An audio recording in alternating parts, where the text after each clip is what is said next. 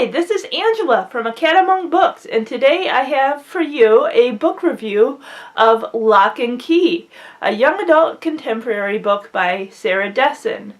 Now, this book I actually listened to on audiobook. I've listened to a few other Sarah Dessen novels, and by far this has got to be one of my favorites. Basically, the story is about a young girl named Ruby, a 17-year-old who lives with her mother in an apartment. They move from one town to another. One day, Ruby's mother doesn't come home, and her landlord comes in and discovers that Ruby has been living by herself for the last few weeks. Now, being that Ruby is 17, she cannot legally live on her own. So, the courts arrange for Ruby to live with her sister Cora, who she has not seen in 10 years, after Cora went away to college, and Cora's husband, Jaimie. This proves to be somewhat of an adjustment for Ruby because Ruby is used to living on her own, doing things for herself. So being that she and Cora have had, I shouldn't say a falling out, but they haven't talked. They haven't exchanged emails, phone calls, or anything in 10 years. So Ruby puts up this wall. And basically, I really gotta hand it to Jaimie, Ruby's brother-in-law. Honestly, if there were awards given out for brother-in-laws, this guy would definitely deserve one because he is really awesome. He tries his best to relate to Ruby. As far as her being in her situation, he enrolls her at a great school called Perkins Day, where Ruby meets Olivia, a girl that used to go to Ruby's old school, Jackson High. And although Olivia seems a little cold and brash at first, they start to, do things for one another when Ruby needs a ride somewhere and everything like that. Also, Ruby meets her next door neighbor, Nate, one night when Ruby is scaling the fence to try to take off. And Nate is a really great guy. He's popular, he's smart, he's funny and hardworking. And Ruby is just drawn to him. As far as they don't jump into a boyfriend-girlfriend relationship at first.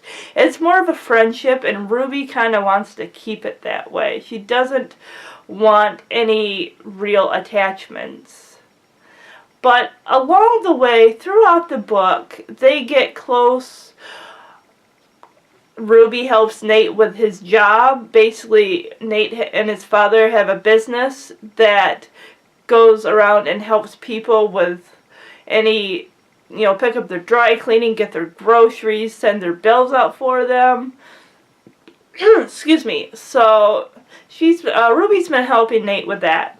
One day, Nate has to deliver some jewelry and stuff and bills that need to be sent out to Harriet. And Harriet runs a little kiosk at the mall that sells jewelry. This helps Ruby actually get a job as far as something to do. So Harriet is really, I thought her character was hilarious. She's kind of scatterbrained and everything. She has ways how she wants things done. And she's just kind of all over the place. But I just thought she was funny. And I really liked how Ruby starts to get involved in these people's lives. With her friend Olivia, helping Nate with his job, and helping Harriet. Also, another character I'd like to mention that is just absolutely hilarious. Gervasis. Or is it Gervais? Gervais. He is actually part of the carpool when Nate takes Ruby to school every day because they all go to the same school. Gervais is this 12-year-old child, prodigy boy genius. And he is just a persnickety little brat. And Ruby sees through him and everything like that. What drove me nuts is this kid is a math genius, yet he still acts like a typical 12-year-old boy with farting and burping, and good God, I mean, obviously, it smelled really bad, and, everything. This guy was, this kid is just so quirky that even I would want to backhand him if I had to be in a carpool with this kid. But overall, I just love the characters and how Ruby just connects with these people over time, and she finds a reason for staying, you know, with her sister, and finally breaking down that barrier and just finding out truths that really surprised her that she never really knew about her mother and her sister even. And through it all, this one reference that has to do with this fish that she gets to put in a pond that Jaimie is building out in the backyard. And the fish, she kind of represents Ruby's transitioning in the beginning, from the beginning of the book to the end of the book.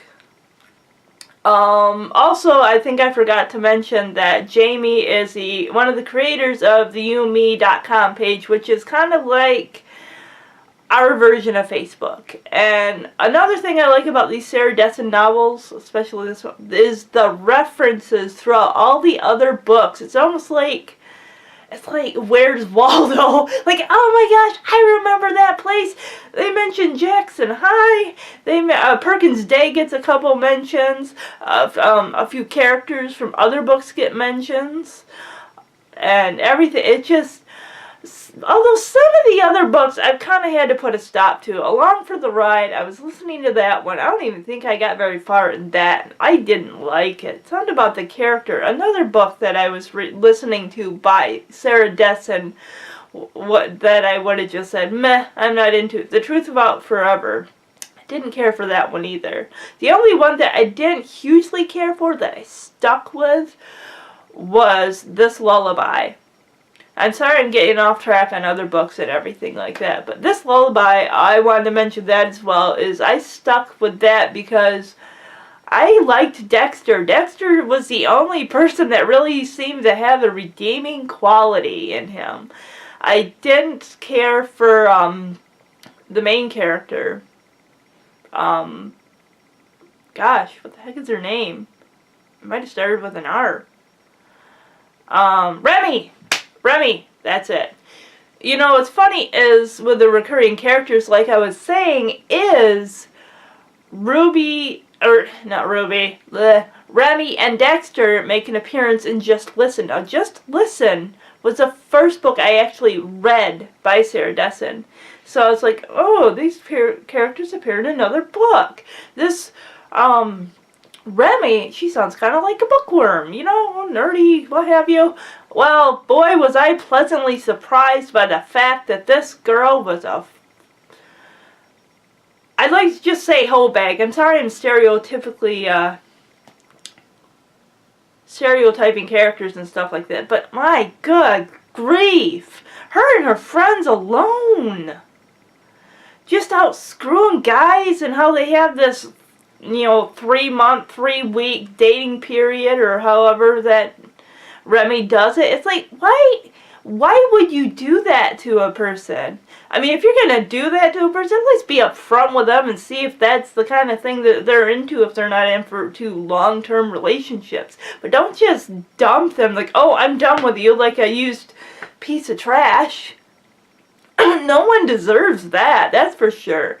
And another thing about that book, This Lullaby, those kids they're kids. They're like 18 years old, and they're getting liquor and beer so easily, flashing their fake IDs like they're 25 years old, and it's so easy to just walk into a convenience store, show your ID, and get beer. Like, oh, we need beer.